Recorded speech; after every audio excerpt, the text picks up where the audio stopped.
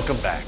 We've shown you the causes of the Bar Kochba Revolt, and now our good friend, Danny the Digger Herman, brings us the stunning conclusion. Shalom. In the previous episode, we saw how Hadrian, determined to Hellenize the Roman Empire, turns Jerusalem into a pagan city. For the Jews, this will be a reason to declare again a rebellion against the Roman Empire. And now let me take you into one of the caves where this rebellion was executed.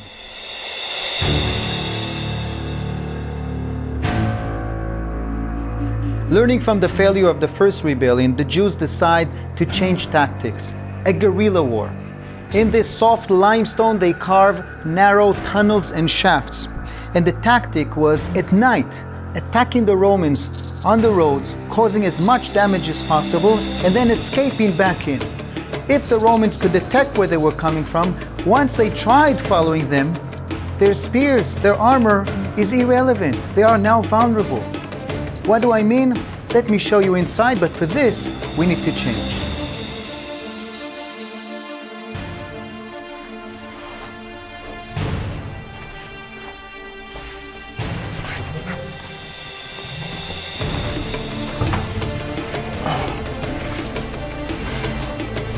What a tight curve.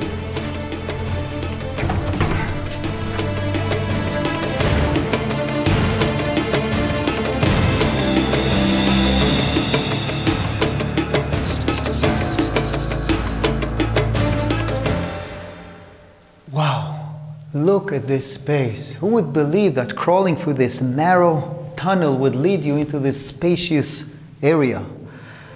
The hideouts of the rebels could vary in size and shape. This specific one was originally built as a columbarium, a place to grow pigeons. Their meat, their manure, their eggs were all very valuable. They were kind of poultry of ancient times. But the Jewish rebels sealed the cave from all sides and turn it into this ultimate bunker. And they cause as much damage at night and then retreat. And if the Romans try to follow them, once they crawl in, their armor is irrelevant. Once they try going through one of those corners, they could be stabbed and put to death. Eventually, however, the Romans found how to turn this disadvantage into an advantage. Because while the rebels felt safe inside, if the entry is blocked, or if smoke is gone through it, there's nowhere to escape to. And that's what the Romans, we think, did. They lit fires inside, and then with bellows, ventilated the air inside, and the whole area filled with smoke, and the rebels just suffocated to death. We actually found evidence in some of those rebel caves in the Judean desert in the form of skeletons. And this defeat marks the end of Jewish independence presence here until modern times. The Bar Kochba rebellion was also a failure.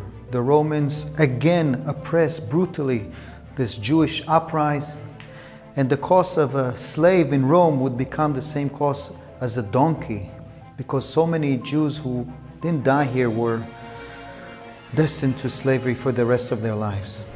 Hadrian and the Roman Empire wanted to erase any Jewish connection to this land. Jerusalem became Ilia Capitolina, and the name of this province is changed from Provincia Judea to Provincia Syria Palestina. The Jews are scattered all around the world. They face calamities like the Spanish expulsion, the Holocaust, but they never forgot.